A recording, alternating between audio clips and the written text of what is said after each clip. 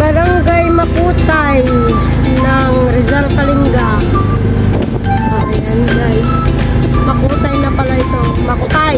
Hindi ba Makutay? Makutay. Ayan guys. Ito na yung second procedure. Ayan. Para na silang nagsasabong.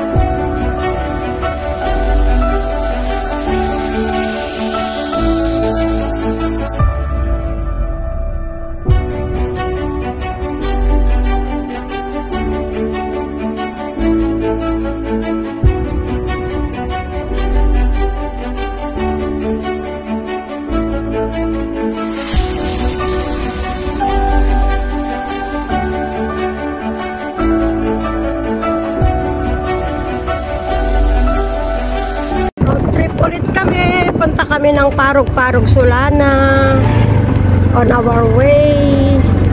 Ang ganda ng pagkaasul ng langit ko. Barangay Liwan is ba ito? Barangay Liwan is ng Rizal, Kalinga. Ayan ang mga kabahayan. Ang ganda ng pagkaasul ng langit. Anong oras na? 11 o'clock AM. Pagkatapos naming magtulos ng kantina. Eto, larga ulit. La merda. Ayan. Bilaran din ng palay. Si tag-ani ngayon. Saan ito? Saan daan ito? Shortcut tayo dito? Ah, ito pala ang shortcut guys. Pala, may shortcut pala dito. Ayan. Sandia Maris na pangit. Pangit ka? Yeah. Hindi. Hindi ka ang pangit. Ayan ang kabukiran. Ang ganda talaga ng background niya. Yung langit. Yung langit at ulap ang nagdala. Ayan. Ganito ang place namin guys. Oh, ayan oh, may lumabas na mga ng palay oh. Second generation daw sabi ng pamangkin ko. Ayos yun oh. Second generation. Ayan oh, ganda ng formation ng mga ulak.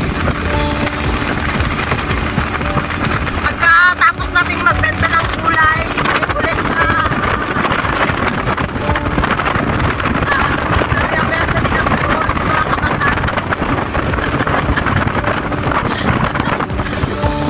bumabawi.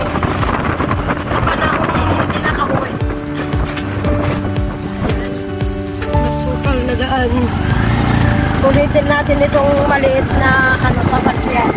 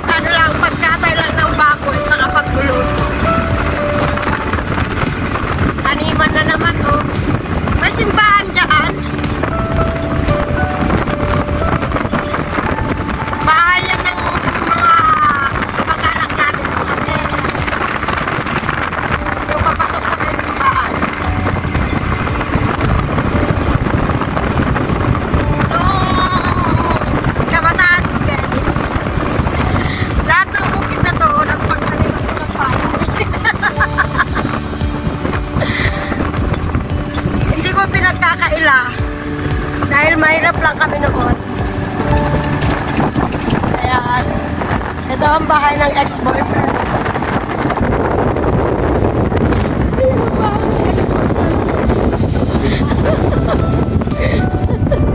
Pero sana sumalangit ang kanyang kaluluwa. Kasi kamakailan lang sumakabilang buhay na siya. Ay, remembering the past. Ang ganda talaga, oh. Combination ng mga green, napaka fresh. Lahat ng mga bukid na yan, guys, nataniman ko ng palay nung high school ako. Kasi at the age of 10 ay nagtatanim na ako ng palay.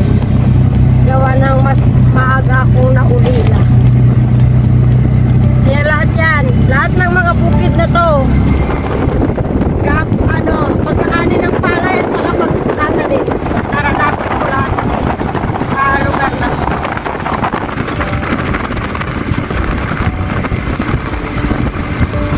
Asan yung kalabaw ni Manong Luis doon dito? Yan.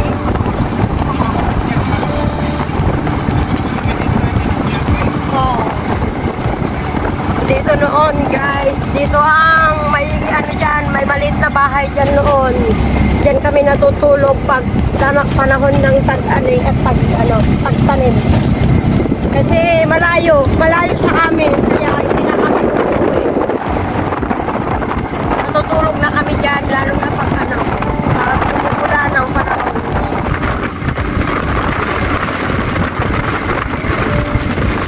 Lahat to. Unang palay yan, nung high school ako. Lalo na dun sa Liwan Norte. Nako, mas marami dun. Lahat ng lat doon. Kasi per lat ang bukid doon. Diba, Gia?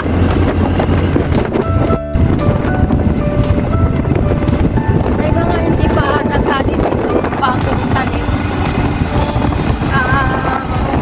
Kainaman kasi dito, guys, ay hindi irrigated. Pero ang masaklap, mahal din ang krudo. Kaya minsan nalulugi din ang mga farmers. May mga sarili kasi silang katubig. Ayan, maisang din dito. Ewan ko kung nakuha na ang bunga niyan. Hindi pa daw nakuha na ng bunga. Ang itsura na yan, guys.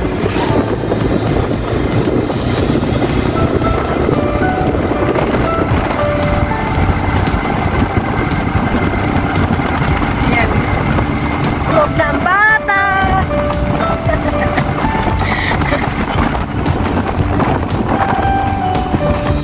Barangay Makutay ng Rizal Kalinga.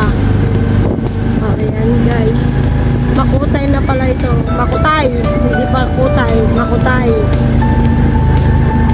Ayan.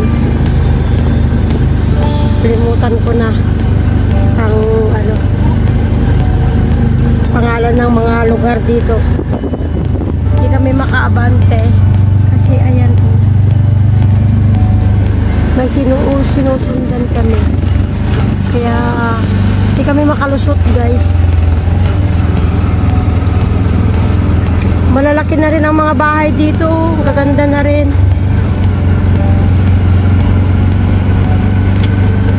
Dito na kami, guys, sa Parok-Parok, Solana, Cagayan. Mga pananim din nilang palay. Nakaka-amaze yung ulap. Sana walang yung ulan mamayang hapon. Iniwan ko yung mga karpentero sa bahay. Kaya merda ako for the meantime. Pupunta kami sa biyanan ko.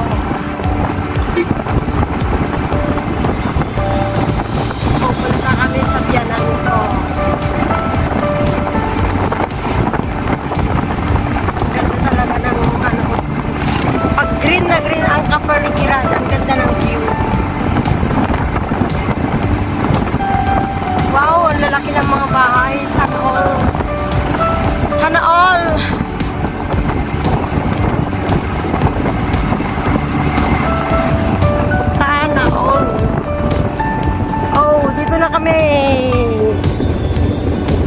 Ito na kami. Wow. Ito na kami, guys. May simple lunch. Ayan. Ang aking niluto na tanghalian ko. Kaya ko munang kumain ng noodles. Kaya nagluto ako ng lelot balatong Ilocano. So, ayan. Pagkain ko. Simple but yummy. Bigla akong natakam. Actually, hindi ko alam kung anong lulutuin ko na pananghalian ko. Kaya ayan, ang niloto ko, guys, na pagkain ko. Yum, yum, yum. Oh, diba? Pwede na yan pagtyagaan.